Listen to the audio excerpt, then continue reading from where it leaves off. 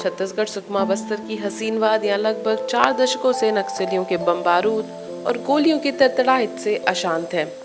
इन सब के बीच भी बस्तर के घने जंगलों में आज भी कई प्रकार के जंगली जानवर स्वच्छंद विचरण करते हैं। ऐसा ही एक जानवर है हिरण, जो कि सुकमा के जिले के जंगलों में बहुत देखा जाता है। पिछले 2 दशकों से बस्तर में नक्सलियों को खदेड़ने की जुगत में सुरक्षा बलों की बड़ी संख्या यहाँ के ग्रामीण इलाकों और जंगलों में तैनात है। सुरक्षा बल बस्तर के जंगलों में लगातार सर्च ऑपरेशन चलाते रहते हैं। सुकमा जिले के किस्टाराम इलाके में भी सुरक्षा बलों की एक टुकड़ी है। ये टुकड़ी महीने पहले जब गश्त पर निकली थी तो जवानों ने देखा कि एक हिरण का नन्हा सा बच्चा घायल था। उसकी हालत देखकर जवानों ने उसे वहीं खाना पानी दे दिया और आगे बढ़ चले। कुछ देर बाद जवानों ने देखा कि वह हिरण का बच्चा उनके पीछे पीछे ही चला आ रहा है। जवान भी सजगदा के चलते उसकी ओर ज्यादा ध्यान नहीं दे पा रहे थे, लेकिन जब वे कैंप से वापस लौटे तो देखा हिरण का वह बच्चा भी उनके पीछे पीछे तक कैंप चला आया है।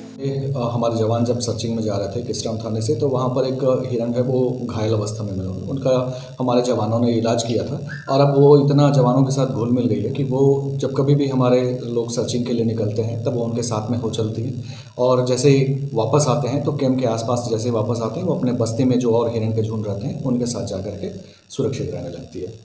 तो ये अपने जवानों के साथ सुरक्षित महसूस करके उनके साथ आना जाना करती है। क्या सर हिरण हमेशा जवानों के साथ जाता है? हाँ, जब कभी भी हमारे जवान कैंप से बाहर निकलते हैं उनको पहचानने लगी है ये और उनके साथ जाती है, और जैसे जैसे जवान अपने वापस आते हैं कैंप के पास में फिर अपने झुंड में वापस चली जाती है।